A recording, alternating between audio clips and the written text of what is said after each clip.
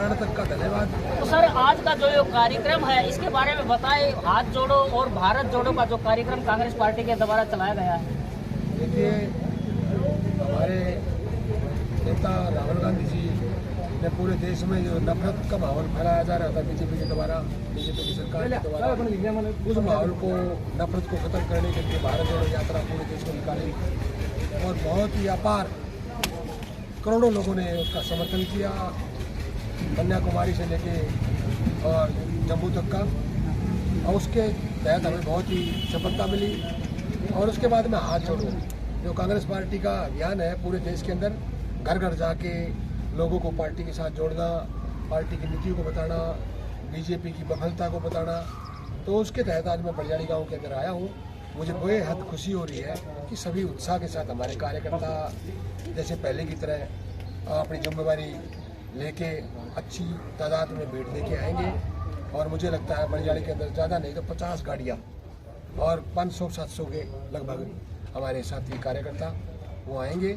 और ये रैली जो है धराड़ा के अंदर 4 तारीख की है और 3 बजे की, और इसके तहत मैं गांव में आया हूँ। और हमारी सरकार ने जो काम किए बलियाड़ी के अंदर, जो काम किए मेरे टाइम में, और चाहे मॉडल का आदर्श गांव की बात हो, बिजली घर बनाने की बात हो, चाहे हमारा जो नया वाटर वर्क्स था उसकी बात हो, लड़कियों का कॉलेज बोनी खेड़ा बनाने की बात हो, ITI जमालपुर बनाने की बात हो, तो हमने बहुत ही विकास किए।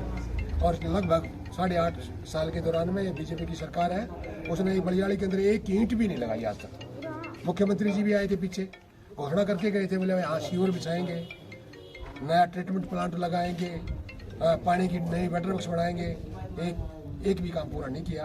तो मैं ये चाहता हूँ कि अब नज़दीक है इलेक्शन, और आशा और विश्वास के साथ मैं कहता हूँ आने वाला समय कांग्रेस का होगा।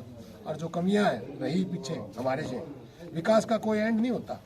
जितना विकास कराया जाए, जितनी प्रगति की जाए, चाहे नौकरी हो, हमने नौकरी दी मेरिट के आधार पे बेरोजगार बच्चों पे।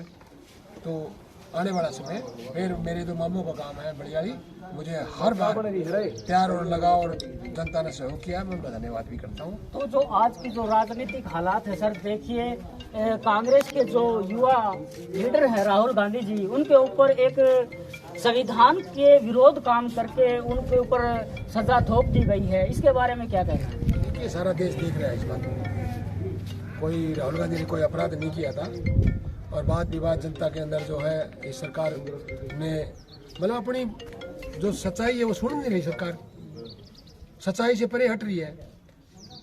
भाई, हम हिंदुस्तान की सरकार से पूछना चाहते हैं, क्या ये 4 साल की फौज जो अग्निवीर के नाम से जो किया गया देश में हित में, और 4 साल के बाद में ये नौजवान बच्चे कहाँ क्या करेंगे? तो ये बर्बाद हो जाएंगे। अगर ऐसी महंगाई देखो, बेरोजगारी देखो, और जो इसके अंदर जो इतना करप्शन बढ़ा है इस सरकार के अंदर, क्या ये पाप है करप्शन की बात उठाना? तो मैं समझता हूँ ये तो हिटलरशाही है, और ऐसे अंग्रेज करते थे। हिटलर गया, अंग्रेज गए, इनका भी समय आ गया, और लोग जो है सच्चाई को जानने के लिए। एक चीज देखने को मिल रही है पूरे देश के अंदर सर, कि बीजेपी सरकार से आज SC, ST, OBC, माइनॉरिटी सभी समाज जो परेशान है, सरकारी कर्मचारी, प्राइवेट कर्मचारी, व्यापारी वर्ग, किसान है, और जो हरियाणा के अंदर पीछे जाट आंदोलन हुआ था, गुजरात के अंदर मराठा आंदोलन हुआ था, सभी को खत्म करने का काम किया, किसान आंदोलन दिल्ली में हुआ था, लेकिन फिर भी ये है ना सत्ता पर काबिज है। इसका कारण क्या समझते हैं?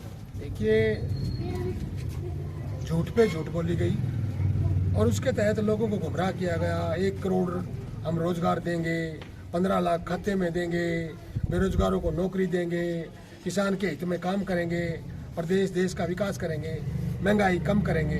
उसके विपरीत इन्होंने काम किया है। तो अब ये चलता जाने का इनका टाइम है। अब इलेक्शन लोकसभा का हो चाहे विधानसभा का हो, अब की बार इनको लोग हराएंगे, और कांग्रेस गठबंधन को, कांग्रेस के जो साथी हैं उनको सबको मिलकर देश में कांग्रेस की सरकार बनेगी। और राहुल गांधी और मजबूती के साथ एक गरीब की, किसान की, कर्मचारी की, मजदूर की, आम गली मोहल्ले के जो गरीब लोग हैं उनकी लड़ाई लड़ेगा। और इस कांग्रेस पार्टी ने इस देश को आज़ाद कराया, इस देश में विकास किया, इस देश की प्रगति की, और उसके तहत हम और ज्यादा मजबूती के साथ अभी कुछ समय पहले ही जैसे राहुल गांधी के ऊपर जो ये कार्यक्रम बीजेपी सरकार ने चलाया, तो शरद कुमार जो एनसीपी के राष्ट्रीय अध्यक्ष हैं, उन्होंने एक महापंचायत का शुभारंभ किया जिसके अंदर सभी राजनीतिक दलों को इकट्ठा किया बीजेपी को छोड़कर। तो सर, इसका मेन उद्देश्य क्या था कि ईवीएम के खिलाफ उन्होंने ये रखा है कि भारत देश का चुनाव जब तक स्वतंत्र नहीं हो सकता जब तक भारत में ईवीएम लागू है। इसके बारे में क्या कहें? देखिए, ये देश हिंदुस्तान के अंदर प्रजातंत्र है और अपनी बात कहने का अधिकार है, और कहीं प्रजातंत्र के अंदर राजनीति पार्टियों को ये लगे, राजनीति लोगों को ये लगे, आम लोगों को ये लगे इस पर शक है, शंका है, तो उसको अप्रूव करने के लिए सरकार की जिम्मेवारी होती है। बिल्कुल सही शरद पवार जी ने, कांग्रेस पार्टी ने भी समर्थन किया, कांग्रेस पार्टी ने किया है ना, और आपके पूरे देश की जो पार्टियां हैं उन्होंने इस बात पर आशंका की है। लोग इसके समझ रहे हैं कि यह कहाँ हो तो नहीं सके कि हम दोबारा ये कहीं गलती ना कर जाए, कि कहीं गलत काम ना हो जाए, गलत कोई ऐसा संदेश ना चला जाए। तो हम इस बीजेपी की सरकार से मांग करते हैं, जब शंका है तो हटा दिया जाए, या इसको इसकी आशंकाएं वो दूर की जाए। जो शक, जैसे शक के दायरे में जो चीज़ है वो सभी लोगों के बीच में आए। तो मेरा आप निवेदन है पत्रकार भाइयों से, सभी से, जब ये सरकार आए उससे क्वेश्चन करें। ये कह रहे हैं हमने बहुत काम किया, सरकार आएगी आपके पास, सरकार आए, एमएलए आए, मुख्यमंत्री जी आए, कोई भी आए, उनसे पूछो बड़ियाली में कोई एक ईंट लगाई हो, एक खंभा बदला हो, कोई जो हमारे टाइम पे काम हुए हैं वो हमने काम करे। और आपकी बार जो है ना, पिछला नारा था बीजेपी का 70 पार का, वो तो पार नहीं कर पाए। अब की बार हमारा नारा है 70 पार हम करेंगे, कांग्रेस पार्टी की हरियाणा में सरकार बनेगी और ज्यादा विकास।